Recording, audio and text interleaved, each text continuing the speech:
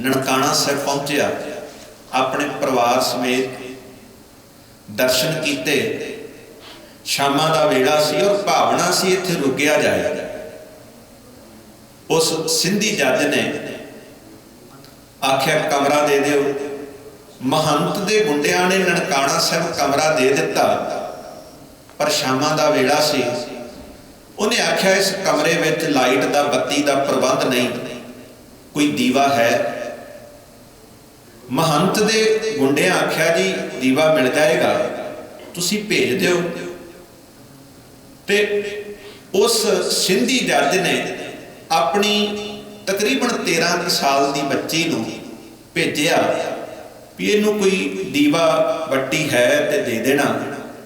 वो जदों बच्ची गई, उस 13 साल की बच्ची शामां दे वेले उधरों सोदर रहराज साहिब का पाठ हो रहा सी, उधरों उस मासूम बच्ची दीयां चीकां उस उच्ची आवाज़ दे विच आलोप हो रही सन। और उस बच्ची दे नाल भी महंत दे गुंडियां को कर्म किया। जदों वो अपने पिता कोल पहुंची ते पिता ने दुख जाहिर किया। महंत दे गुंडियां ने आख्या ये बच्ची सानू दे, तेनू हुण नहीं, और जे उच्ची आवाज़ कढ़ी तेरा थां पता भी नहीं किसी नूं लगना भी तू कित्थे है ते कित्थे खपा दिता तेनू। तेरा वो अशर होएगा, याद रखेगा जे किसी नूं दस्सिया। और सारी रात उन्हें ननकाणा साहिब की धरती ते बड़ी ये दुख भरी बतीत की। साध संगत फिर अगला दिन चढ़िया ते जदों वो जान लगा तो उन्होंने आख्या तेरी बच्ची तेनू जदों तू स्टेशन ते रेल ते चढ़ना उदों मिलेगी। तो वो बच्ची उस वेले उस सिंधी जज नूं सौंपी गई।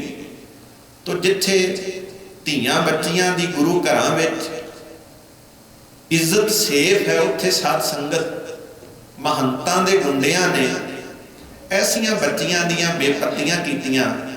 और इत्थे ही बस नहीं, एक बार लायलपुर दे लागे जड़ां वाले पिंड दियां 6 दे करीब बीबियां सेवा करने वास्ते आईयां। और जदों ये सेवा करन आईयां, महंत दे गुंडियां ने इन्हां बीबियां दे नाल भी कुकर्म कीता। और जदों ये पता उन्हां सतगुरु दे प्यारे सिखां नूं लगा, जिन्हां दी असीं अज बात पा रहे हैं, सरदार लक्ष्मण सिंह धारोवाल साध संगत, जिन्हां नूं जंड दे नाल पुट्ठियां बन के साड़िया गया सी, शहीद किया गया सी। इस साके दे दौरान सरदार करतार सिंह झब्बर वर्गे साध संगत, सरदार करतार सिंह झब्बर और इन्हां सिखां नूं जदों पता लगा, उन्हें आख्या भी हुण इन्हां महंतां नूं इत्थों कढ़ देना चाहिए। ते एक बार गाउण वालियां लिया के ननकाणा साहिब नाच भी करवाया गया। सिखां आख्या ते महंतां आख्या जी साडी अपनी निजी जगीर है, असीं जिवें मर्जी वरतीए। जे तुहानूं लगदा है भी तुहाडीआं बच्चियां इत्थे आके सेफ नहीं, उन्हां दी इज्जत, उन्हां आख्या भी अपणियां धीआं भैणां नूं ना भेजिया करो। असीं किहड़ा कहने आ तुहानूं घल्लो इत्थे, तुसीं घल्लदे हो ते ना भेजो। जदों ये जवाब महंत दे गुंडियां वल्लों मिलिया ते साध संगत फिर एक मता श्री अमृतसर साहिब श्रोमणी कमेटी दे जनरल इजलास दे विच ये गल चली भी हुण क्यों ना होवे जिवें असीं श्री अकाल तख्त साहिब, दरबार साहिब हरमंदर साहिब, श्री तरन तारण साहिब, इन्हां गुरधामां दा प्रबंध अपने हत्थां च लिया ते महंतां नूं इत्थों कढिया। हुण ननकाणा साहिब दा प्रबंध अपने हत्थां विच लैके महंतां नूं कढिया जाए। ते सतगुरु दे प्यारे सिखां ने ये दिन रखिया 4, 5 ते 6 मार्च। आ जिहड़ी अगे 4, 5, 6 मार्च आउणी है, 4, 5, 6 मार्च 1920 नूं ਸ਼੍ਰੋਮਣੀ ਕਮੇਟੀ ਦੇ ਜਨਰਲ ਇਜਲਾਸ ਦੇ ਵਿੱਚ ਇਹ ਮਤਾ ਪਾਸ ਕੀਤਾ ਉਸਾਰੂ ਸੋਚ ਵਾਲੇ ਸਿੱਖਾਂ ਨੇ ਵੀ ਹੁਣ ਮਹੰਤ ਦੇ ਨਾਲ ਗੱਲਬਾਤ ਕੀਤੀ ਜਾਏ। ਔਰ ਗੱਲਬਾਤ ਹੀ ਨਹੀਂ, ਕਿਉਂਕਿ ਜਦੋਂ ਇਹ ਮਹੰਤ ਨਰੈਣ ਦਾਸ ਇਹਦੇ ਕੋਲ ਪ੍ਰਬੰਧ ਆਇਆ ਸੀ ਨਾ, ਇਹਦੇ ਤੋਂ ਪਹਿਲਾਂ ਜਿਹੜੇ 2 ਮਹੰਤ ਸਨ ਉਹ ਵੀ ਗੁਪਤ ਬਿਮਾਰੀਆਂ ਦੇ ਨਾਲ ਮਰ ਚੁੱਕੇ ਸਨ, ਸ਼ਰਾਬ ਪੀਣ ਦੇ ਆਦੀ ਸਨ, ਅਯਾਸ਼ੀਆਂ ਕਰਨੀਆਂ। ਤੇ ਸਿੱਖਾਂ ਨੇ ਆਖਿਆ ਸੀ ਵੀ ਤੁਸੀਂ ਇਖਲਾਕੀ ਪੱਧਰ ਤੋਂ ਡਿੱਗ ਚੁੱਕੇ ਹੋ। ਤੇ ਇਸ ਨਰੈਣੂ ਮਹੰਤ ਨੇ ਆਖਿਆ ਸੀ ਜੇ ਮੈਂ ਗੁਰਮਰਿਆਦਾ ਦੀ ਉਲੰਘਣਾ ਕਰਾਂ, ਪਹਿਲੇ ਮਹੰਤਾਂ ਦੇ ਰਾਹ ਚੱਲਾਂ, ਤੇ ਤੁਸੀਂ ਮੈਨੂੰ ਸਜ਼ਾ ਦੇ ਸਕਦੇ ਹੋ। ਔਰ ਇੱਕ ਵਾਰੀ ਨਾ ਜਦੋਂ ਸ਼੍ਰੋਮਣੀ ਕਮੇਟੀ ਦੇ ਵਿੱਚ, ਤੁਸੀਂ ਵੇਖੋ ਕਿੰਨੀ ਚੰਗੀ ਸੋਚ ਸੀ ਉਹਨਾਂ ਸਿੱਖਾਂ ਦੀ, ਜਦੋਂ ਨਾ ਮਹੰਤ ਨੇ ਇੱਕ ਵਾਰੀ ਆਪਣੇ ਵੱਲੋਂ ਆਪਣੀ ਗੱਲ ਰੱਖੀ, ਉਹਨਾਂ ਨੂੰ ਆਖਿਆ ਸੱਜਣੋ ਵੀ ਮੇਰੀਆਂ 2-3 ਸ਼ਰਤਾਂ ਨੇ। ਇੱਕ ਤੇ ਮੈਨੂੰ ਤੁਸੀਂ ਆਪਣੀ ਕਮੇਟੀ ਦਾ ਮੈਂਬਰ ਚੁਣ ਲਓ, ਇੱਕ ਤੇ ਦੂਜੀ ਗੱਲ ਜਿਹੜੀ ਗੁਰਦੁਆਰੇ ਦੀ ਮਾਇਆ ਹੈ ਉਹ ਮੈਨੂੰ ਮਿਲ ਜਾਏ। ਸਿੱਖਾਂ ਨੇ ਪਤਾ ਕੀ ਆਖਿਆ ਸੀ? ਆਖਿਆ ਸਾਨੂੰ ਮਾਇਆ ਦੀ ਚਿੰਤਾ ਨਹੀਂ, ਤੂੰ ਪੈਸਾ ਵਰਤ ਲਏਗਾ। ਗੁਰੂ ਨਾਨਕ ਦੇ ਸਿੱਖਾਂ ਕੋਲ ਕੋਈ ਘਾਟਾ ਨਹੀਂ, ਉਹ ਪੈਸਾ ਉਹਦੇ ਤੋਂ ਕਈ ਗੁਣਾ ਜ਼ਿਆਦਾ ਫਿਰ ਦੇ ਦੇਣਗੇ, ਸਾਨੂੰ ਪੈਸੇ ਦੀ ਚਿੰਤਾ ਨਹੀਂ। ਪਰ ਅਸੀਂ ਤੇਰੇ ਵਰਗੇ ਆਚਰਣਹੀਣ ਇਖਲਾਕੀ ਪੱਧਰ ਤੋਂ ਡਿੱਗੇ ਹੋਏ ਬੰਦੇ ਨੂੰ ਆਪਣੇ ਗੁਰਦੁਆਰਿਆਂ ਦੀ ਕਮੇਟੀ ਦਾ, ਸ਼੍ਰੋਮਣੀ ਗੁਰਦੁਆਰਾ ਪ੍ਰਬੰਧਕ ਕਮੇਟੀ ਦਾ ਮੈਂਬਰ ਨਹੀਂ ਚੁਣਨਾ ਨਾ, ਕਿਉਂਕਿ ਤੁਹਾਡਾ ਜੀਵਨ ਵਧੀਆ ਹੈ। ਤੁਸੀਂ ਵੇਖੋ ਉਹਨਾਂ ਸਿੱਖਾਂ ਦਾ ਜੀਵਨ ਕਿੱਡਾ ਉੱਚਾ ਸੁੱਚਾ ਹੋਵੇਗਾ, ਕਿੱਡੇ ਵਧੀਆ ਆਚਰਣ ਦੇ ਮਾਲਕ ਹੋਣਗੇ। ਸਿੱਖਾਂ ਮਹੰਤ ਨੂੰ ਆਖਿਆ ਪੈਸਾ ਵਰਤ ਲੈ ਤੂੰ, ਸਾਨੂੰ ਕੋਈ ਚਿੰਤਾ ਨਹੀਂ, ਸਿੱਖਾਂ ਕੋਲ ਕੋਈ ਘਾਟਾ ਨਹੀਂ, ਇਹ ਕਈ ਗੁਣਾ ਜ਼ਿਆਦਾ ਪੈਸਾ ਦੇ ਦੇਣਗੇ ਗੁਰੂ ਘਰਾਂ ਦੇ ਨਾਮ, ਪਰ ਅਸੀਂ ਤੇਰੇ ਵਰਗੇ ਆਚਰਣਹੀਣ ਬੰਦੇ ਨੂੰ, ਕਰੈਕਟਰਲੈਸ ਬੰਦੇ ਨੂੰ ਅਸੀਂ ਆਪਣੀ ਗੁਰਦੁਆਰਾ ਪ੍ਰਬੰਧਕ ਕਮੇਟੀ ਦਾ ਮੈਂਬਰ ਨਹੀਂ ਚੁਣਨਾ। ਔਰ ਇਹਦੇ ਤੋਂ ਪਹਿਲੇ 2 ਮਹੰਤ ਉਹ ਵੀ ਭਿਆਨਕ ਗੁਪਤ ਬਿਮਾਰੀਆਂ ਦੇ ਨਾਲ ਮਰ ਚੁੱਕੇ ਸਨ। ਵਾਅਦਾ ਕਰਕੇ ਨਰੈਣੂ ਮਹੰਤ ਇਹਦੇ ਕੋਲ ਪ੍ਰਬੰਧ ਆਇਆ ਵੀ ਮੈਂ ਗੁਰਮਰਿਆਦਾ ਅਨੁਸਾਰ ਅਦਬ ਭੈ ਭਾਵਨੀ ਚ ਰਹਿ ਕੇ ਸੇਵਾ ਸੰਭਾਲ ਕਰਾਂਗਾ। ਪਰ ਇਹ ਵੀ ਗੁਰਮਰਿਆਦਾ ਦੇ ਮੁਤਾਬਕ ਨਾ ਚੱਲ ਸਕਿਆ।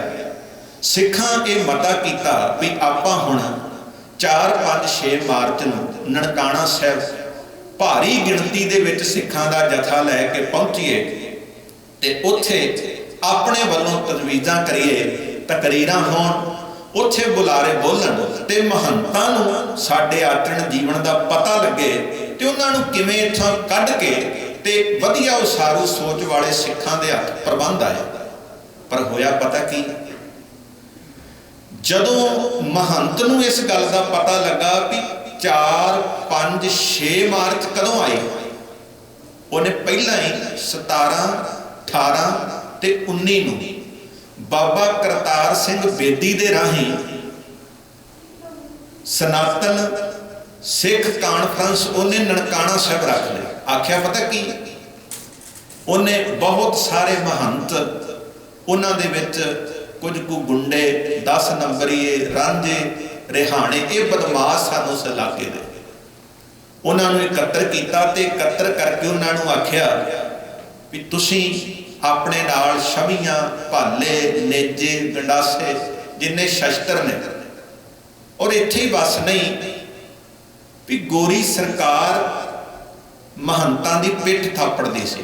ਉਹਦਾ ਕਾਰਨ ਪਤਾ ਕੀ ਸੀ, ਜਦੋਂ ਅੰਗਰੇਜ਼ਾਂ ਦਾ ਕਬਜ਼ਾ ਪੰਜਾਬ ਦੀ ਧਰਤੀ ਤੇ ਹੋਇਆ ਸੀ ਤੇ ਉਹਨਾਂ ਨੂੰ ਪਤਾ ਸੀ ਵੀ ਸਿੱਖਾਂ ਨੂੰ ਸਪਿਰਿਟ ਗੁਰੂ ਦੀ ਬਾਣੀ ਵਿੱਚੋਂ ਮਿਲਦੀ ਹੈ, ਗੁਰੂ ਕੀ ਬਾਣੀ ਵਿੱਚੋਂ ਇਹਨਾਂ ਨੂੰ ਉਹ ਜਜ਼ਬਾ ਮਿਲਦਾ ਹੈ, ਉਹ ਸਪਿਰਿਟ ਮਿਲਦੀ, ਉਹ ਸਿੱਖੀ ਸੋਚ ਇਹਨਾਂ ਨੂੰ ਬਾਣੀ ਵਿੱਚੋਂ ਮਿਲਦੀ। ਔਰ ਕਿਉਂ ਨਾ ਹੋਵੇ, ਗੁਰਦੁਆਰਿਆਂ ਦੇ ਵਿੱਚ ਉਹ ਮਰਿਆਦਾ ਹੀ ਨਾ ਰਹੇ ਤੇ ਲੋਕ ਪਹੁੰਚਣ ਹੀ ਨਾ ਗੁਰੂ ਘਰਾਂ ਵਿੱਚ ਤੇ ਜੋ ਮਰਜ਼ੀ ਕਰੋ। ਔਰ ਗੋਰੀ ਸਰਕਾਰ ਨੇ ਉਹਨਾਂ ਦੀ ਪਿੱਠ ਥਾਪੜੀ ਔਰ ਮਹੰਤਾਂ ਨੇ ਉਹ ਗੰਦ ਪਾਇਆ ਗੁਰੂ ਘਰਾਂ ਵਿੱਚ, ਮਰਿਆਦਾ ਨੂੰ ਢਾਹ ਲੱਗੀ। ਮਹੰਤ ਨਰੈਣੂ ਬੜਾ ਸ਼ਾਤਰ ਦਿਮਾਗ ਸੀ, ਬੜਾ ਚਾਲਬਾਜ਼ ਸੀ, ਖਿਡਾਰੀ ਸੀ। ਇਹਨੇ ਆਖਿਆ ਸਿੱਖ ਤੇ ਕਦੋਂ ਇੱਥੇ ਆ ਕੇ ਤਕਰੀਰਾਂ ਕਰਨਗੇ, ਉਹਦੇ ਤੋਂ ਪਹਿਲਾਂ ਇਹਨੇ ਫਰਵਰੀ ਦੇ ਮਹੀਨੇ 17, 18, 19 ਤਰੀਕ ਨੂੰ ਆਪਣੀ ਇੱਕ ਕਾਨਫਰੰਸ ਰੱਖੀ। ਉਹਦੇ ਵਿੱਚ ਉਹਨੇ ਬਦਮਾਸ਼ 10 ਨੰਬਰੀ ਰਾਂਝੇ ਰਹਾਣੇ ਗੁੰਡੇ ਉਹ ਇਕੱਠੇ ਕਰਕੇ ਆਖਿਆ ਵੀ ਜਦੋਂ ਸਿੱਖ ਸ਼੍ਰੀ ਨਨਕਾਣਾ ਸਾਹਿਬ ਆਉਣਗੇ 17, 18 ਤੇ 19 ਫਰਵਰੀ ਨੂੰ, ਔਰ ਆਉਂਦੇ ਹੋਏ ਸਿੱਖਾਂ ਦਾ ਐਸਾ ਕਤਲ ਕਰਨਾ ਹੈ, ਉਹਦੇ ਵਿੱਚ ਤੁਹਾਨੂੰ ਜੋ ਕਰਨਾ ਪਏ ਤੁਸੀਂ ਕਰ ਸਕਦੇ ਹੋ। ਕਿਉਂਕਿ ਅਸਲਾ ਡੀਲਰਾਂ ਨੂੰ ਗੋਰੀ ਸਰਕਾਰ ਨੇ ਖੁੱਲ੍ਹ ਦਿੱਤੀ ਸੀ ਵੀ ਮਹੰਤ ਜਿਵੇਂ ਦਾ ਅਸਲਾ ਮੰਗਣ ਉਵੇਂ ਦਾ ਅਸਲਾ ਉਹਨਾਂ ਨੂੰ ਦਿੱਤਾ ਜਾਏ। ਔਰ ਬਿਲਕੁਲ ਇਸੇ ਤਰ੍ਹਾਂ ਹੋਇਆ। ਜਦੋਂ ਇਹ ਜਿਹੜੀ ਕਾਨਫਰੰਸ ਲਾਹੌਰ ਦੇ ਵਿੱਚ ਰੱਖਣੀ ਸੀ ਤੇ ਭਾਈ ਵਰਿਆਮ ਸਿੰਘ ਦੇ ਰਾਹੀਂ, ਇਹ ਸੁਹੀਆ ਸੀ ਸਿੱਖਾਂ ਵੱਲੋਂ, ਜਿਹੜਾ ਇਹਨਾਂ ਦੀ ਖਬਰ ਮਹੰਤਾਂ ਦੀ ਲੈ ਕੇ ਸਿੱਖਾਂ ਨੂੰ ਦਿੰਦਾ ਸੀ। ਉਹਨਾਂ ਆਖਿਆ ਸਿੱਖਾਂ ਨੂੰ ਭਾਈ ਕਰਤਾਰ ਸਿੰਘ ਝੱਬਰ ਵਰਗੇ, ਸਰਦਾਰ ਤੇਜਾ ਸਿੰਘ ਵਰਗੇ 4-5 ਮਾਰਚ ਕਦੋਂ ਆਏਗੇ, ਔਰ ਸਾਡੇ ਕੋਲ ਮੌਕਾ ਹੈ। ਹੁਣ ਨਰੈਣੂ ਮਹੰਤ ਜਿਹੜੀ ਕਾਨਫਰੰਸ ਕਰ ਰਿਹਾ ਉਹਨੇ ਉੱਧਰ ਜਾਣਾ ਤੇ ਆਪਾਂ ਕਿੰਨਾ ਚੰਗਾ ਹੋਵੇ ਉਹਦੀ ਗੈਰ ਹਾਜ਼ਰੀ ਵਿੱਚ ਪ੍ਰਬੰਧ ਹੈ ਜਿਹੜਾ ਉਹ ਨਨਕਾਣਾ ਸਾਹਿਬ ਦਾ ਲੈ ਲਈਏ। ਮਹੰਤ ਜਦੋਂ ਇੱਥੋਂ ਚੱਲਿਆ ਟ੍ਰੇਨ ਤੇ ਚੜ੍ਹ ਕੇ ਉਹਨੇ ਉਸ ਕਾਨਫਰੰਸ ਵਿੱਚ ਜਾਣਾ ਸੀ, ਪਰ ਇੱਕ ਮਿਰਾਸੀ ਬੀਬੀ ਨੇ ਮਹੰਤ ਨਰੈਣੂ ਨੂੰ ਆਖਿਆ ਤੂੰ ਕਿੱਧਰ? ਉਹਨੇ ਦੱਸਿਆ ਤੇ ਉਸ ਬੀਬੀ ਨੇ ਦੱਸਿਆ ਵੀ ਅਕਾਲੀਆਂ ਦਾ ਜਥਾ ਉਧਰੋਂ ਅੰਮ੍ਰਿਤਸਰ ਸਾਹਿਬ ਅਕਾਲ ਤਖਤ ਸਾਹਿਬ ਤੋਂ ਤੁਰ ਪਿਆ, ਔਰ ਤੂੰ ਜਾ ਤੇ ਉਹਨਾਂ ਨੇ ਤੇਰੇ ਆਉਂਦਿਆਂ ਨੂੰ ਤੇਰੇ ਗੁੰਡਿਆਂ ਨੂੰ ਇੱਥੋਂ ਕੱਢ ਦੇਣਾ। ਪਰ ਮਹੰਤ ਉਧਰ ਨਹੀਂ ਗਿਆ, ਆਪਣੀ ਕਾਨਫਰੰਸ ਵਿੱਚ ਵਾਪਸ ਆ ਗਿਆ, ਆਪਣੇ ਬਦਮਾਸ਼ਾਂ ਨੂੰ ਸ਼ਹਿ ਦਿੱਤੀ।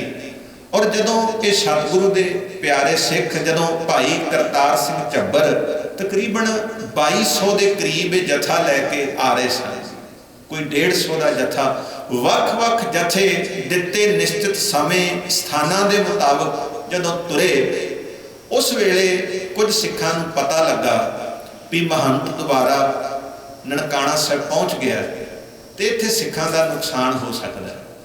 ਪਰ ਜਿਹੜੇ ਭਾਵਨਾ ਵਾਲੇ ਸਿੱਖ ਸਾਨੂੰ ਉਹਨਾਂ ਆਖਿਆ ਸੀ ਅਰਦਾਸ ਕਰ ਦਿੱਤੀ ਹੈ ਤੇ ਅਸੀਂ ਤੇ ਹੁਕਮਨਾਮਾ ਹੀ ਇਹ ਲਿਆ ਤਨ ਮਨ ਕਾਟ ਕਾਟ ਸਭ ਅਰਪੀ ਵਿੱਚ ਅਗਣੀ ਆਪ ਜਲਾਈ। ਇਹ ਹੁਕਮਨਾਮਾ ਸਾਹਿਬ ਆਇਆ ਸੀ ਜਦੋਂ ਸਿੱਖਾਂ ਦਾ ਜਥਾ ਤੁਰਿਆ ਤੇ ਆਖਿਆ ਗੁਰੂ ਅੱਗੇ ਅਸੀਂ ਅਰਦਾਸ ਹੀ ਇਹ ਕੀਤੀ ਹੈ ਜੇ ਸੁਖ ਦੇਹ ਤਾਂ ਤੁਝੈ ਅਰਾਧੀ ਦੁੱਖ ਵੀ ਤੁਝੈ ਤੇ ਆਈ, ਜੇ ਭੁੱਖ ਦੇਹ ਤਾਂ ਇਤ ਹੀ ਰਾਜਾਂ ਦੁੱਖ ਵਿੱਚ ਸੂਖ ਮਨਾਈ।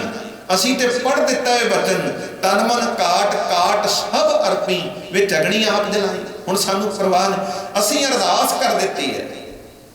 ਜਦੋਂ ਇਹ ਜਥਾ ਪਹੁੰਚਿਆ ਮਹੰਤ ਦੇ ਗੁੰਡਿਆਂ ਨੇ ਉਹਨਾਂ ਨੇਜਿਆਂ ਭਾਲਿਆਂ ਗੰਡਾਸਿਆਂ ਮਾਰੂ ਹਥਿਆਰਾਂ ਦੇ ਨਾਲ ਹਮਲਾ ਕੀਤਾ।